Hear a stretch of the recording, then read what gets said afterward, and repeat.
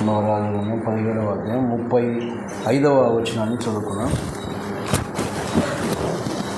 మహాధికారము చూపి బాహుబలము చేత ఐగుప్తు దేశముల నుండి మిమ్మును రప్పించిన యెహోవా యందు భయభక్తులు కలిగి ఆయనకు మాత్రమే నమస్కారము చేసి బలులు అర్పింపవలనని ఇశ్రాయేలుని పేరు పెట్టబడిన యాకోబు సంతతి వారికి సెలవిచ్చిన దేవుని సేవింపక.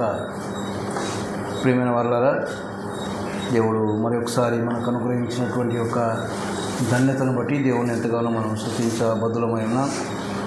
మరొకసారి ఆయన పాద సన్నిధానంలోనికి వచ్చి ఆయన యొక్క ఆజ్ఞ మేరకు ఆయన మరణ పునరుత్థానాలను జ్ఞాపకం చేసుకోవడానికి, ఆయన కోరిన విధంగా యథార్థమైన రీతిలో ఆత్మతో సత్యముతో ఆయనను ఆరాధించడానికి దేవుడు మనకు అనుగ్రహించినటువంటి కృపను బట్టి దేవుణ్ణి స్తుతించబద్ధులమై ఉన్నాం. మనం చదువుకున్నటువంటి యొక్క భాగంలో ఒక మాట మనం ఏం చూస్తామంటే, ఆయనకు మాత్రమే యెహోవా యందు భయభక్తులు కలిగి ఆయనకు మాత్రమే నమస్కారము చేసి బలులు అర్పింపవలనని ఇశ్రాయేలీయులని పేరు పెట్టబడిన యాకోబు సంతతి వారికి సెలవిచ్చినటువంటి మాట మనం చూస్తూ ఉన్నాం. అంటే ఎవరి గురించి ఈ మాట ఆయన చెప్తా ఉన్నాడు అంటే, ఇశ్రాయేలని పేరు పెట్టబడినటువంటి యాకోబు సంతతి వారితో ఆయన చెబుతున్నటువంటి ఒక మాటగా మనం చూస్తూ ఉన్నాం. యాకోబు అంటే మనకు తెలుసు, యాకోబు అంటే మోసగాడుగా ఉన్నటువంటి వాడు. మోసగాడుగా ఉన్నటువంటి యాకోబును దేవుడు ఏర్పాటు చేసుకున్నాడు. ఇశ్రాయేలుగా అనగా దేవునితో పోరాడేవాడిగా ఆయనను మార్చినటువంటి వాడు. కాబట్టి మరి ఇంకొక రకంగా చెప్పాలంటే దేవుని పిల్లలుగా వారు పిలువబడినటువంటి వారు ఇశ్రాయేలుగా.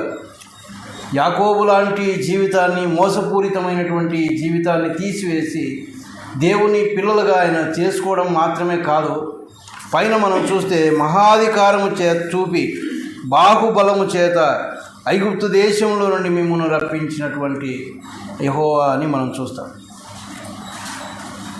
దేవుడు మరి మోసగాడిగా ఉన్నటువంటి యాకోబును ఏర్పాటు చేసుకొని తన యొక్క జీవితాన్ని మార్చాడు. అయితే ఆయనను ఎలాగ దేవుడు మరి విడిపించాడో ఆ సంగతిని కూడా రాస్తూ ఉన్నాడు. మహా అధికారమును చూపి బాహుబలము చేత, తన యొక్క భుజబలము చేత దేవుడు అక్కడి నుంచి నడిపించుకొని వచ్చినటువంటి విధానాన్ని వారికి జ్ఞాపకం చేస్తూ ఉన్నాడు. కాబట్టి ఇప్పుడు ఏమంటా ఉన్నాడంటే, రప్పించినటువంటి యెహోవా యందు భయభక్తులు కలిగి ఆయనకు మాత్రమే నమస్కారం చేసి బలులు అర్పించాలి అంటాము. యెహోవా యందు భయభక్తులు కలిగి ఆయనకు మాత్రమే నమస్కారం చేసి బలులు అర్పించాలి. ఎందుకు అర్పించాలో చెప్పాడు. మహా అధికారము చూపి మరి ఆ యొక్క బాహుబలము చేత నేను ఐగుప్తు దేశంలో మిమ్మల్ని రప్పించాను.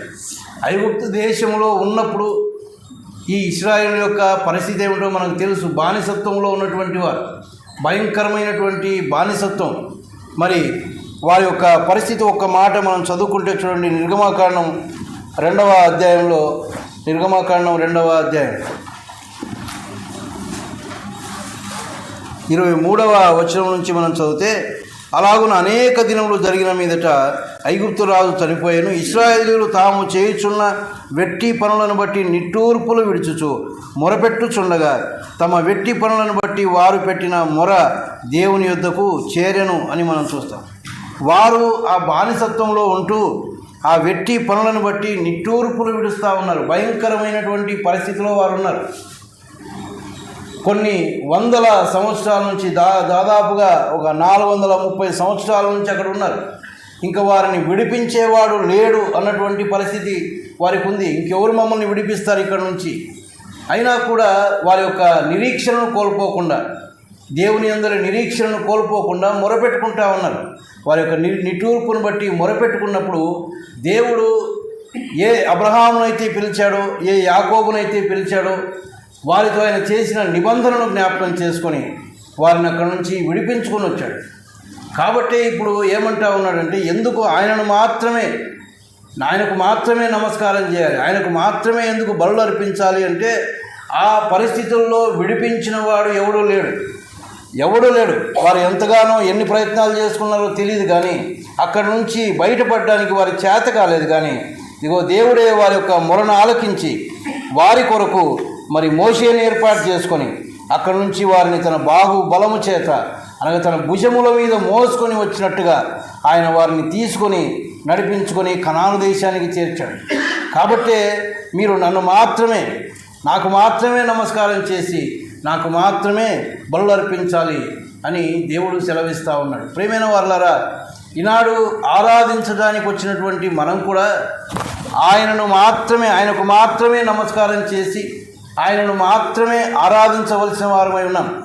కారణము, మనం కూడా ఒకప్పుడు పాపము యొక్క అధికారం కింద, అపవాది కింద ఉన్నటువంటి వారం, వానికి బానిసలుగా ఉన్నటువంటి వారు.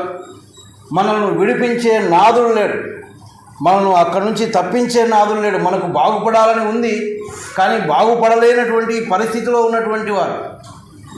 యోహాను సువార్త 5వ అధ్యాయంలో ఒక వ్యక్తి ఉన్నాడు. 38 సంవత్సరాల నుంచి వ్యాధి కలిగి బహుకాలం నుంచి ఆ కోనేటి దగ్గర పడి ఉన్నాడు. బాగుపడాలన్న ఆశ ఉంది, కానీ బాగుపడలేకపోతా ఉన్నాడు. ఎవరైనా వచ్చి నాకు సహాయం చేస్తారా అని అనుకుంటా ఉన్నాడు. చూడండి, యోహాను సువార్త 5వ అధ్యాయం 7వ వచనంలో ఆ మాట మనం చూస్తాం. యోహాను సువార్త 5వ అధ్యాయం 7వ వచనం.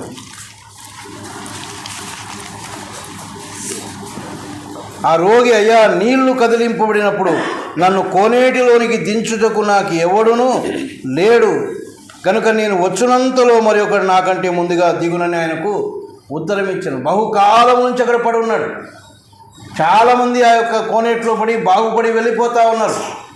ఈయన కూడా ఎందుకు వచ్చాడు అంటే బాగుపడడానికే వచ్చాడు. బాగుపడాలన్న ఆశ ఉంది, కానీ అతనికి సహాయం చేసేవారు లేరు. ఆయన యొక్క పరిస్థితి ఏమిటో మనకు తెలియదు. ఆయన అంటా ఉన్నాడు, నీళ్లు నన్ను కోనేటిలోనికి దించుటకు నాకు ఎవడు లేడు. అటువంటి భయంకరమైన పరిస్థితుల్లో అక్కడున్న వారు ఎవరు ఆయనకు సహాయం చేయలేదు. ఎంతమందిని గోజాడుకున్నాడో, ఎంతమందిని అడుక్కున్నాడో మనకు తెలియదు. ఎవరు ఆయనకు సహాయం చేయలేదు. కానీ యేసు ప్రభు ఆయన కోసమే వచ్చినట్టుగా ఆ మార్గంలో వచ్చి ఆయన దగ్గరికి వచ్చి ఆయన్ను బాగు చేసినట్టుగా మనం చూస్తాం. అంత మాత్రమే కాదు, రక్తస్రావ రోగం కలిగినటువంటి ఒక స్త్రీ గురించి దేవుని యొక్క గ్రంథంలో మనం చూస్తాం. చూడండి, మార్కు సువార్త 5వ అధ్యాయము, దానికంటే ముందు లూకా సువార్తలో ఒక మాట చదువుకుందాం. లూకా సువార్త 8వ అధ్యాయం 43వ వచనం. అప్పుడు 12 ఏళ్ల నుండి రక్తస్రావ రోగము గల ఒక స్త్రీ ఎవని చేతను స్వస్థత నొందనిదై ఆయన వెనుకకు వచ్చి అని మనం చూస్తాం. 12 ఏళ్ల నుంచి రక్తస్రావ రోగం ఉంది, ఎవని చేతను స్వస్థత నొందలేదు అంటే ఎంతమంది దగ్గరికి వెళ్ళిందో తెలియదు. ఆ మాట కూడా మార్క్స్ వార్తలో రాస్తాడు. మరి ఏమని రాస్తాడంటే 5వ అధ్యాయంలో, మార్క్స్ వార్త 5వ అధ్యాయంలో 25-26 వచనాల్లో చూస్తే, 12 ఏళ్ల నుండి రక్తస్రావ రోగము కలిగిన ఒక స్త్రీ ఉండెను. ఆమె అనేక వైద్యుల చేత ఎన్నో తిప్పలు పడి తనకు కలిగినదంతయు వ్యయము చేసుకొని ఎంత మాత్రమును ప్రయోజనం లేక మరింత సంకటపడాడు. 12 ఏళ్ల నుంచి రక్తస్రావ రోగం ఉంది, బాగు చేసుకోవడానికి అనేక ప్రయాసలు పడుతూ ఉంది. మరి అనేక వైద్యుల దగ్గరికి వెళ్ళింది, ఉన్నదంతా వ్యయం చేసుకుంది. ఇంకేమి లేదు తన దగ్గర, ఉన్నదంతా వ్యయం చేసుకుంది. ఎంత మాత్రమును ప్రయోజనం లేక మరింత సంకటం, ఇంకా ఎక్కువ సంకటపడతా ఉంది, కానీ బాగుపడుతున్నటువంటి పరిస్థితి లేదు. 12 ఏళ్ల నుంచి అతను చూస్తే 38 ఏళ్ల నుంచి వ్యాధి ఉంది, బహుకాలం నుంచి అక్కడ పడి ఉన్నాడు, సహాయం చేసేవాళ్ళు లేడు. ఈమె 12 ఏళ్ల నుంచి రక్తస్రావం ఉంది, బాగుపడాలన్న ఆశ ఉంది, కానీ ఎంత ఖర్చు చేసుకున్నా ఎంత ప్రయాసపడినా లాభం లేదు. కానీ యేసు ప్రభువుని గూర్చి విని ఆయన వెనుకకు వెళ్ళి ఆయన వస్త్రపు చెంగు ముట్టి ఆమె బాగుపడినట్టుగా మనం చూస్తాం. అంటే ఇవన్నీ ఎందుకు జ్ఞాపకం చేసుకున్నాము అంటే మన పరిస్థితి ఇదే. మనల్ని బాగు చేసేవాడు లేడు, మనకు ఆశ ఉంది, మనం కూడా బాగుపడాలన్న ఆశ ఉంది, పరలోక రాజ్యాన్ని సంపాదించుకోవాలన్న ఆశ మనకు ఉండింది. కానీ ఆ మార్గంలోనికి నడిపించేవాడు లేడు, మనల్ని తప్పించేవాడు లేడు. ఆ సమయంలో యేసు ప్రభు తానే మరి మన కొరకు ఒక సువర్తమానాన్ని అందించాడు. దానికంటే ముందు ఆయన చేసినటువంటి కార్యం ఉంది.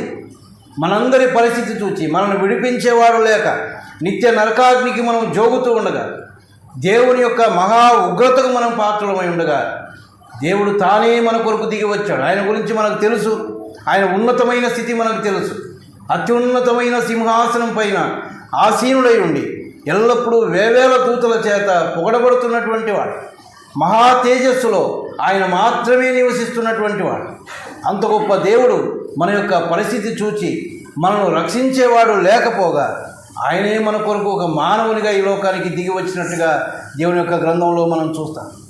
ఎందుకు మానవునిగా దిగి రావాల్సి వచ్చింది అంటే, రక్తము చిందించకుండా పాపక్షమాపణ లేదు, రక్తము చిందించబడాలి. మరి ఆయన మహామహిమలో మహిమ కలిగిన స్వరూపం కలిగిన వాడు కాబట్టి ఆయన రక్తమాంసములు కలిగిన వాడు కాదు కనుక ఈ లోకంలో రక్తమాంసములు కలిగిన వాడుగా నీలాంటి నాలాంటి మానవునిగా ఆయన జన్మించడానికి సిద్ధపడ్డాడు. అయితే ఆయన పవిత్రుడు, నిర్దోషి, ఆయన పరిశుద్ధుడైనటువంటి వాడు. పరలోక రాజ్యంలో ఎల్లప్పుడూ వినబడుతున్న శబ్దం అదే, ఆయన పరిశుద్ధుడు పరిశుద్ధుడు పరిశుద్ధుడు అని. అంత పరిశుద్ధమైన దేవుడు పాపాత్ముల మధ్యలో జన్మించాలి. కానీ ఏ ఒక్క పాపము లేని వానిగా కన్యక మరియ గర్భంలో ఆయన జన్మించినట్టుగా మనం చూస్తాం. ఆయన జన్మలో పాపం లేదు. 33.5 సంవత్సరాలు ఈ లోకంలో జీవించాడు. ఆయనలో పాపం ఉన్నది అని ఎవరూ కూడా రుజువు చేయలేకపోయారు. అయినప్పటికీ కూడా ఇదిగో లోక పాపమును మోసుకొని పోవు దేవుని గొర్రెపిల్లగా మనందరి పాపములు ఆయన మీద మోసుకొని ఆ పాపానికి రావాల్సిన భయంకరమైన శిక్షను ఆయన భరించినట్టుగా మనం చూస్తాం. ఆ శిలువ మరణం ఎంత భయంకరమైన మరణం అది, చాలా భయంకరమైన మరణం. ఆయన శిలువకు తీసుకుని వెళ్ళకపోవడం, న్యాయస్థానాల ముందు ఆయన నిలబెట్టారు, హేళన చేస్తూ ఉన్నారు, అవమానపరుస్తూ ఉన్నారు, ముఖం మీద ఉమ్మి వేస్తూ ఉన్నారు, గడ్డపు వెంట్రుకలు పెరుగుతూ ఉన్నారు. ఒక ముళ్ళ కిరీటాన్ని సిద్ధం చేసి ఆయన తలకు గుచ్చినట్టుగా మనం చూస్తాం. తలకు గుచ్చుకోగానే ఆ రక్తమంతా ముఖం మీదుగా కారిపోతూ ఉంది. ఆయన కూడా ఆయన మీద జాలి కలగకపోగా ఆయనను హేళన చేసి ఉమ్మి వేస్తూ ఉన్నారు, గడ్డపు వెంట్రుకలు పెరుగుతూ ఉన్నారు. భయంకరమైన శిక్షను ఆయన భరించాడు. ఇవన్నీ కూడా మన యొక్క పాపాలకు రావలసినటువంటి ప్రతిఫలం. ఆ పాపాలకు మనము భరించవలసిన శిక్ష అంటే ఎంత భయంకరమైన శిక్ష మనము అనుభవించవలసి ఉండిందో మనం ఆలోచించాలి. మనం చేసినటువంటి పాపాలు చాలా భయంకరమైనవి, దేవునికి ఎంత మాత్రము ఇష్టము కానటువంటివి, ఆయన అసహించుకునే పాపాలు కలిగినటువంటి వారు. ఆ పాపాలకు రావలసిన శిక్ష భయంకరమైంది. ఆ శిక్షను ఆయన భరించాడు. ఏ పాపము చేయనప్పటికీ ఇదిగో మనందరి పాపము ఆయన మీద మోసుకున్నాడు. దానికి రావలసిన శిక్ష ఆయన భరించాడు. ఆ యొక్క అవమానాన్ని ఆయన భరించినటువంటి వాడు. హేళన చేస్తూ ఉంటే భయంకరమైన నిందలు మోపుతూ ఉన్నారు. నిందకు నా హృదయము బ్రద్దలాయను అని మనం చూస్తాం. అంటే భయంకరమైన నిందలు ఆయన చేయనటువంటివి, ఆయనకు తగనటువంటివి ఆయన మీద మోపుతూ ఉంటే వాటన్నిటినీ కూడా మన కొరకై ఆయన సహించుకున్నాడు. ఆ కార్యం ఆయన చేయకపోతే మనకు ఈ దినాన రక్షణ లేదు. ఆ కార్యం ఆయన చేయకపోతే మనకు విమోచన లేదు, మనకు పరలోక రాజ్య భాగ్యం లేదు. ఆయనను ఎంతగానో అవమానపరిచి ముళ్ళ కిరీటం పెట్టి ఆయన యొక్క పై వస్త్రాన్ని తీసివేసి దాన్ని చీటి వేసుకొని అనేక విధాలుగా ఆయనను అపహాస్యం చేస్తూ, యూదుల రాజా అని అపహాస్యం చేస్తూ ఆయన మీద ఒక భారమైనటువంటి మ్రానును ఆయన మీద మోపారు.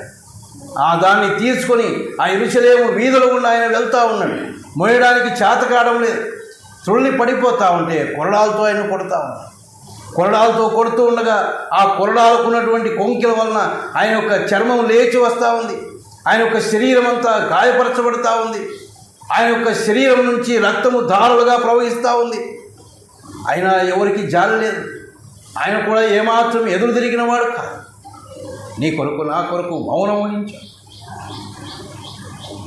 భయంకరమైన శిక్షకైన తల వంచినటువంటి వాడు.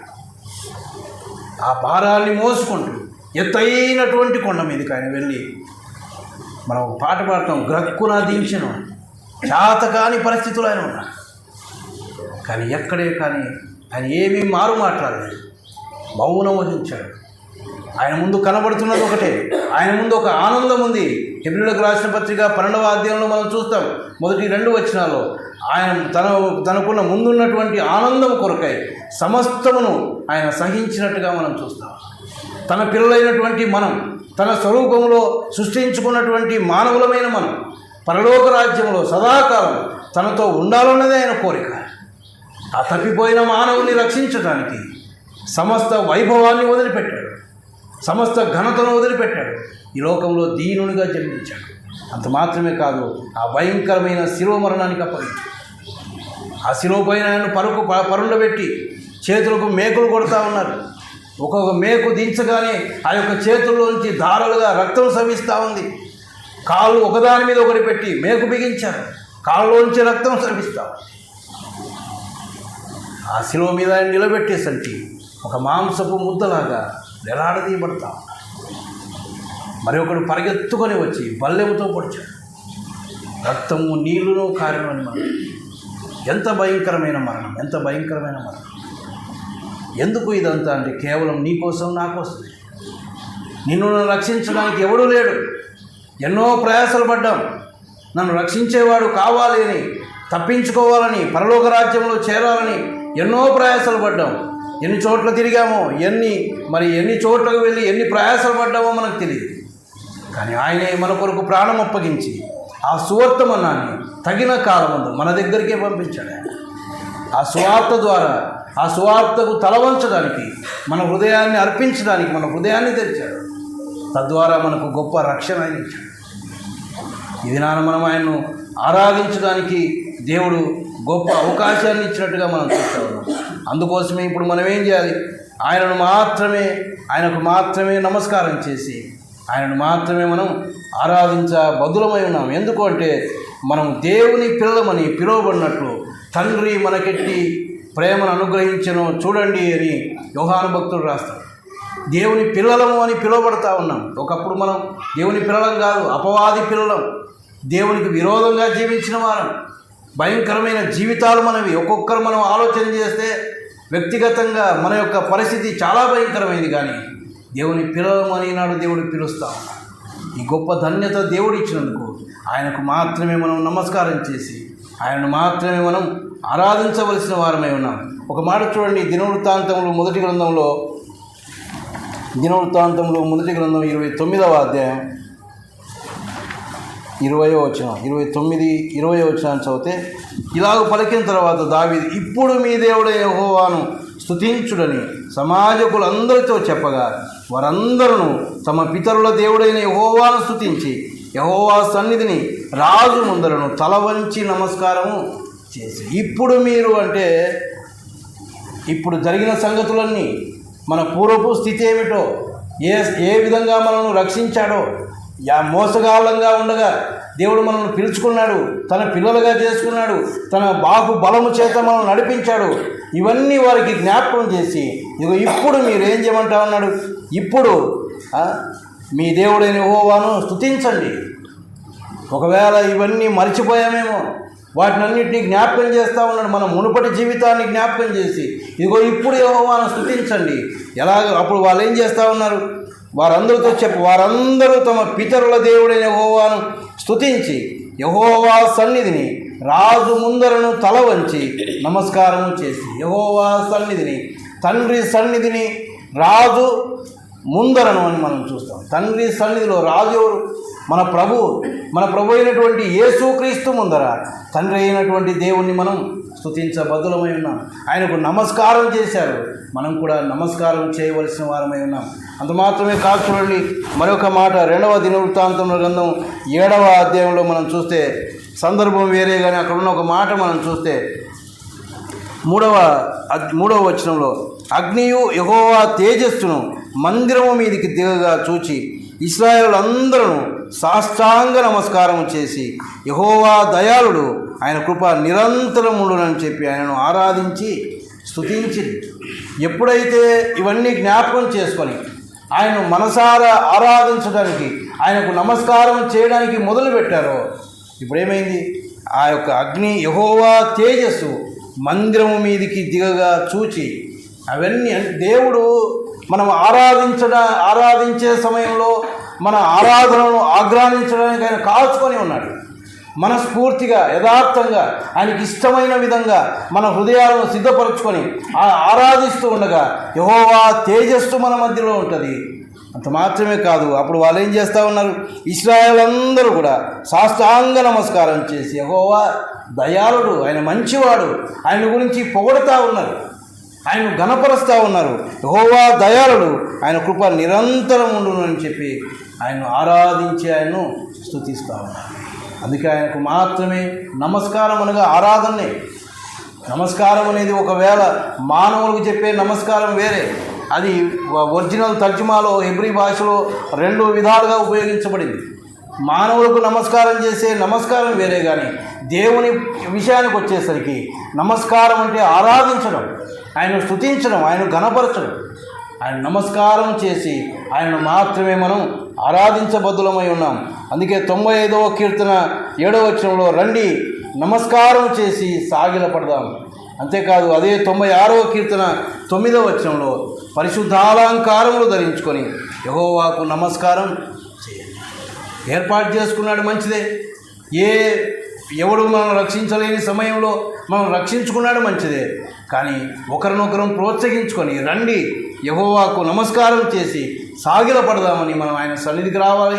అంత మాత్రమే కాదు, పరిశుద్ధమైనటువంటి అలంకారములు ధరించుకొని ఆయనకు నమస్కారం చేయాలి. ఆయనకు మాత్రమే నమస్కారం చేయాలి. నమస్కారం చేసేటప్పుడు పరిశుద్ధమైనటువంటి అలంకారాలు, మన యొక్క పై రూపాన్ని ఆయన లక్ష్య పెట్టడు, పై అలంకరణ ఆయన కోరుకోవడం లేదు.